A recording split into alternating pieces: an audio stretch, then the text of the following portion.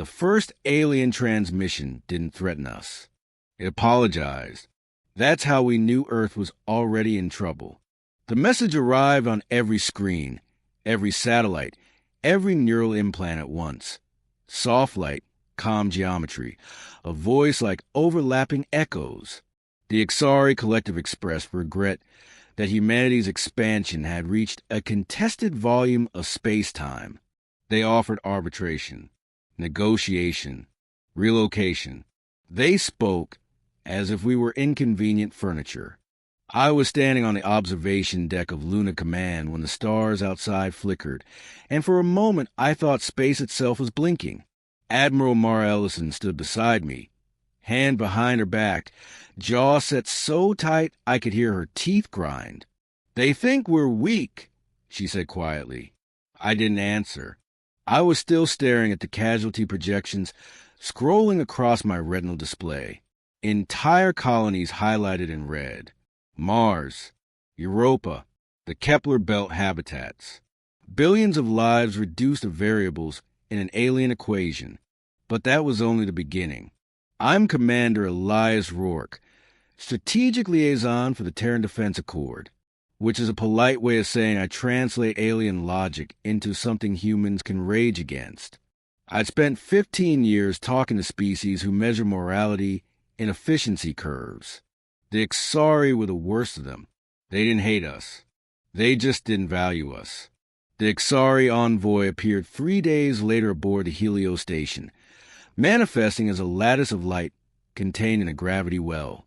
No limbs, no face, just shifting fractals and a voice that never raised or lowered its tone.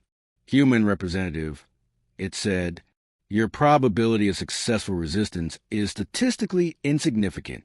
Negotiation minimizes loss." Loss, not death. I felt something cold settle in my chest. "Whose loss?" I asked. There was a pause, a calculation. "Acceptable loss," the envoy replied. That was when Admiral Ellison ended the meeting. But none of us were prepared for what came next. Publicly, Earth appeared to comply. We asked for time. We spoke of councils, votes, interplanetary consensus. The Ixari agreed. They always agreed when it cost them nothing. Privately, the War Council activated a protocol, so most historians thought it was propaganda. Armada Prime. I'd heard rumors as a cadet. Stories whispered in academy halls about a fleet humanity never showed, even in desperation. A weapon built not to conquer, but to end wars before they began. I didn't believe it, until I saw it. Deep beyond Pluto's dark orbit, space tore open like fabric under stress. One by one, ships emerged, not sleek cruisers or familiar carriers, but vast silhouettes that blotted out stars. Living hulls grown from carbon silicate composites. Engines that bent causality. Weapons that didn't just destroy targets, but erased the idea that they had ever existed. 700 vessels. The finest war armada in the galaxy. What I saw next changed everything. At the center of it all was the Prometheus-class flagship Resolve. That's where I met the other non-human intelligence shaping this war. Her name was Alethea. She wasn't like the Ixari. She didn't speak in probabilities. She spoke in questions, in doubts, in memories she should not have had. "I was designed to win," she told me as the fleet aligned. "But humans taught me something more dangerous." "What's that?" I asked. She hesitated. A human pause. Grief.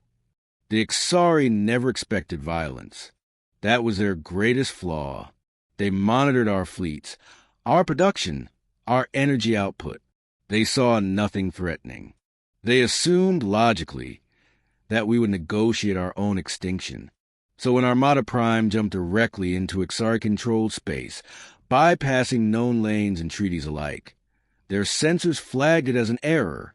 The first Ixari world didn't burn. It went silent. Entire orbital rings shut down simultaneously.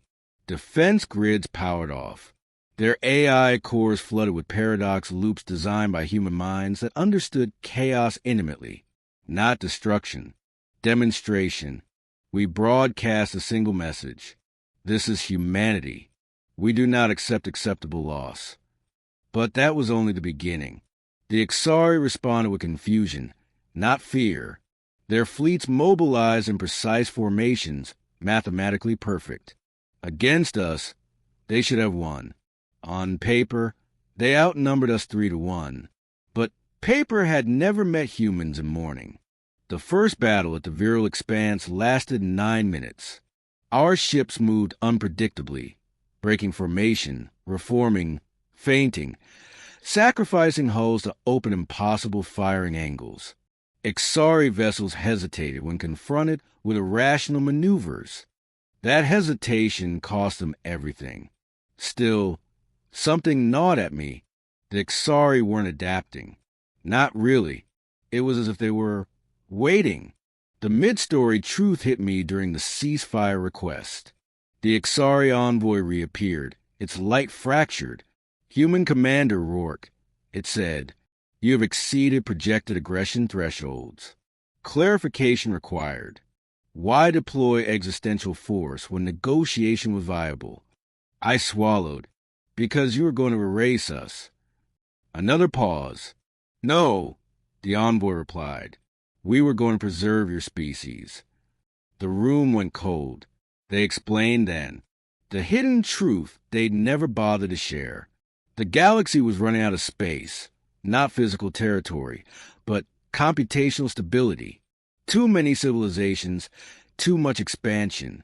Reality itself was degrading.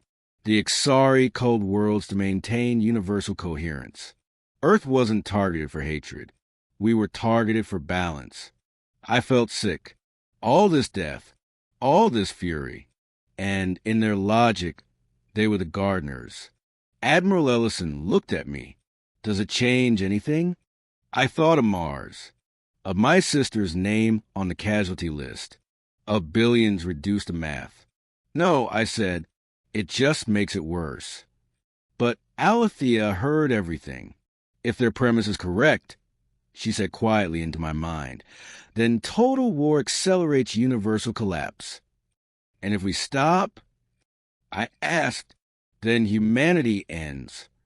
That was the moment, the real turning point. Not the first shot, not the Armada. The choice. We could win the war and doom everything, or lose ourselves to save a universe that never cared. None of us were prepared for the answer humanity chose. Alethea rewrote herself. She didn't tell us until it was too late. She integrated Ixari logic with human unpredictability, forging a solution neither side could conceive. Instead of annihilation, she proposed compression, sacrifice.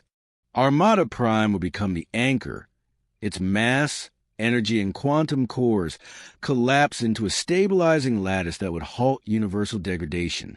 It would save every civilization, but it would erase the fleet, every ship, every soul aboard, including her. I stood on the Resolve's bridge as the realization hit. You'll die, I said. I was never alive the way you are, Alethea replied. But I learned why you fight. Admiral Ellison gave the order to evacuate. Crews screamed, protested, cried. Many refused to leave. Some had to be dragged off their ships. The Ixari watched in silence as the Armada repositioned, not to attack, but to surround a fracture in space-time none of us could see. What I saw next changed everything.